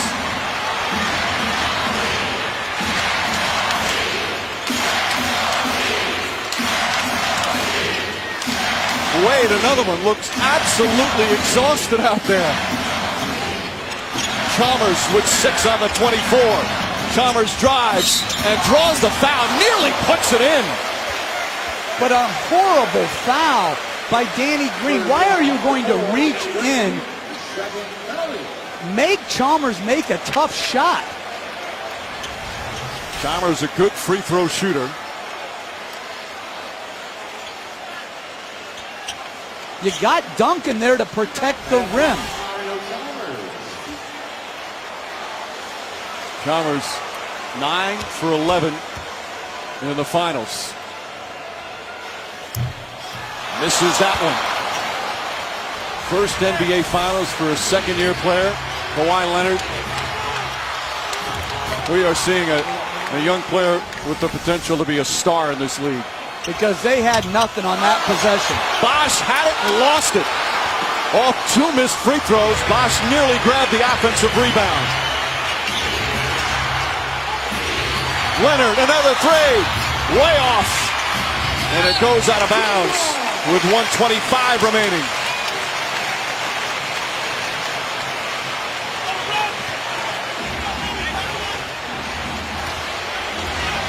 The NBA championship on the line.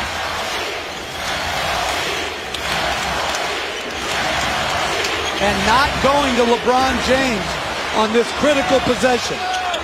Wade pulls up. Off the mark. James skies in for the offensive board. Battier open for 3. Too strong. Ginobili trying to go for it. Comes up with the ball. Under a minute remaining. Green nearly lost it. Back to Ginobili. Inside Duncan. Across the lane. Duncan misses the tip. No good. And Bosch the rebound.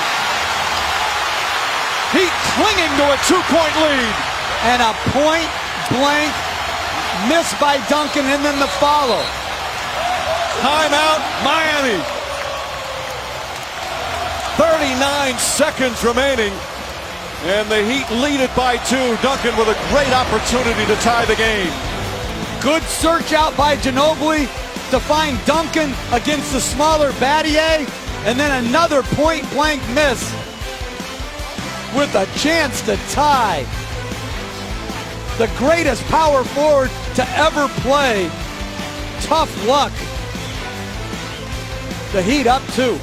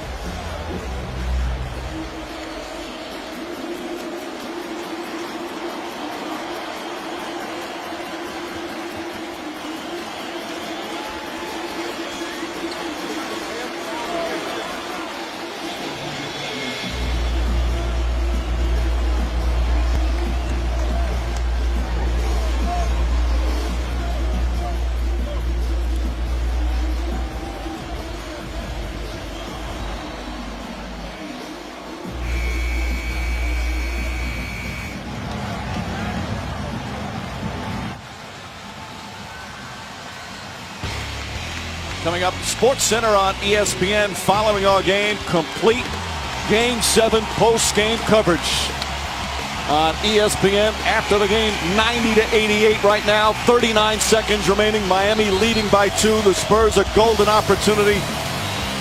A bounce here, a bounce there. That was the story in Game 6. Also here in Game 7. And you see Tim Duncan, the frustration, knew the opportunity was right there. And the question now is, does Miami try to generate a quick shot to get a 2-for-1 situation, or do they just want to get the best possible shot in this 14 seconds left on the shot clock. The stoic Tim Duncan showing unbelievable emotion here as we wind down Game 7. 14 to shoot for Miami. And they're not going 2 for 1, it doesn't look like. James pulls up, puts it in, 4-point lead. 35 for LeBron James. Timeout San Antonio.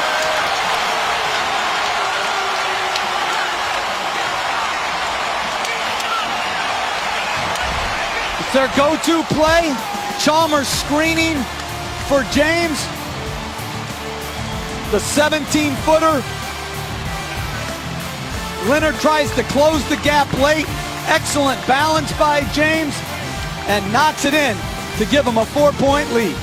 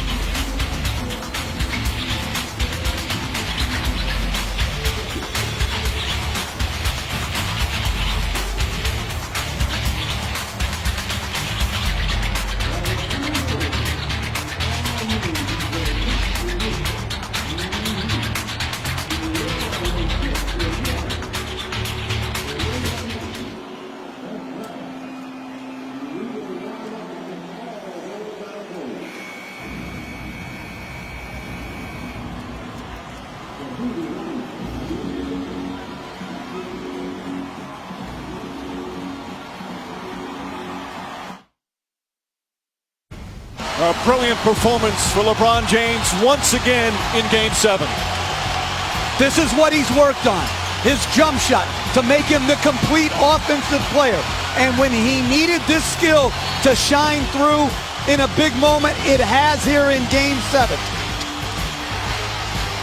That improvement to take advantage of the way San Antonio was guarding him, he has responded in a huge way. Back-to-back elimination games, he shines once again, but this one far from over. We certainly saw that in Game 6. Spurs have 1 timeout remaining. The Heat have a foul to give. And Tony Parker out of the game. Ginobili inside to Duncan. Back to Ginobili. Ginobili out of control, throws it away, and Duncan fouls James. Manu Ginobili left his feet, and a critical turnover with 23.5 remaining.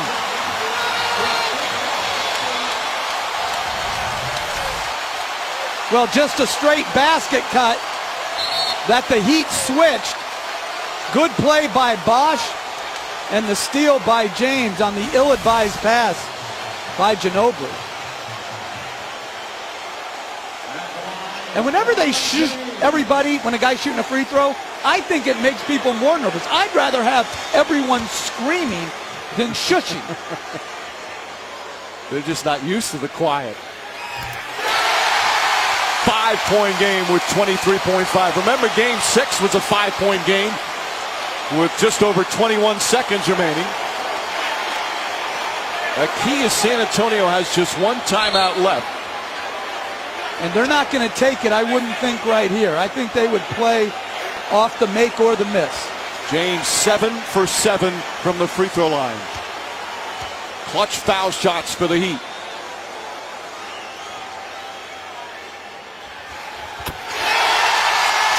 Six-point game. Ginobili, a long three. Way off the mark. Rebound, Wade. Fouled by Green. They're ready to celebrate here in Miami.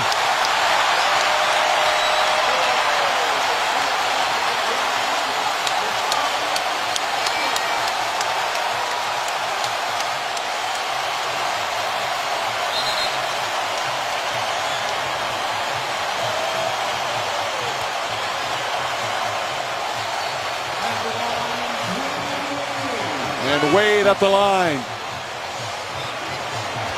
His first free throws of the night.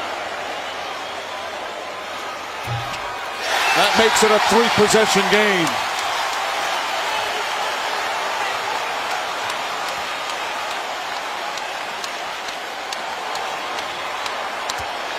And this for Miami, the largest lead of the night.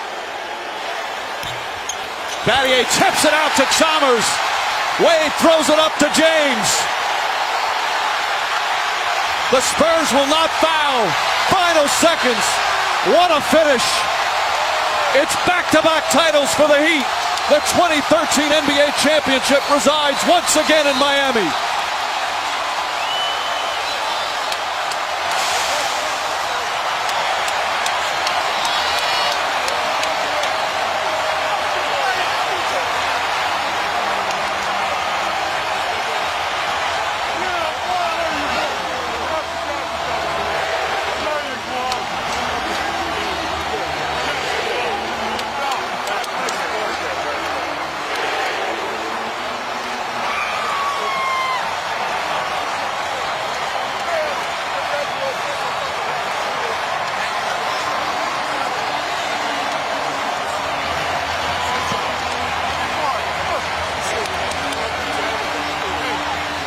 What a wonderful display of sportsmanship and class from Greg Popovich and the San Antonio Spurs.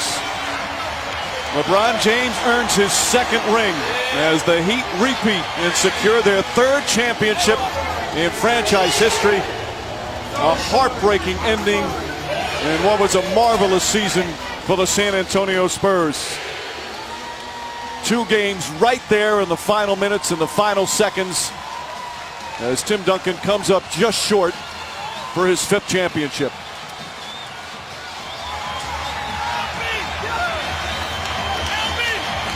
Much more to come here from Miami.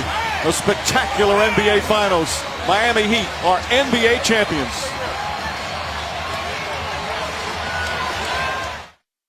I'm putting all the pressure on my chest, on my shoulders to come through for our team. To the end, man. To the last second. To the last second. To the last man. To the last man. For me, it's all about, it's more mind over matter. We just came out with a sense of urgency. Every time our back is against the wall, we respond, and that's what we did tonight. To be a part of something like this is something you would never be able to recreate once you're done playing a game.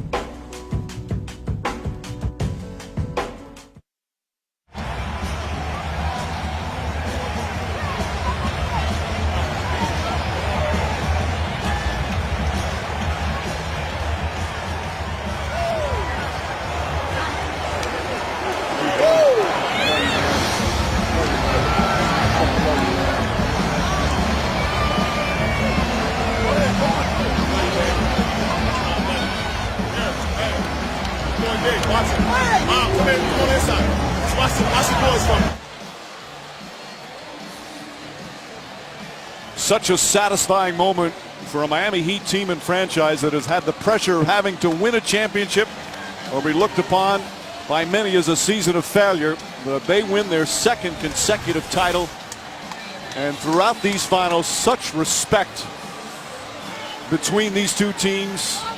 There's 2 great champions right there, Tim Duncan and LeBron James. After the game. Right now, let's check with Doris Burke. Dwayne, a worthy champion refused to go quietly. What did it take to win this title? Everything. It took everything we had as a team. You know, credit to the San Antonio Spurs. They're an unbelievable team, unbelievable franchise. This was the hardest series we ever had to play. But, you know, we're a resilient team, and we did whatever it took. For 3 years, you have talked about sacrifice in light of your 2nd championship in 3 years. What does that sacrifice look like now? This is what it's all about.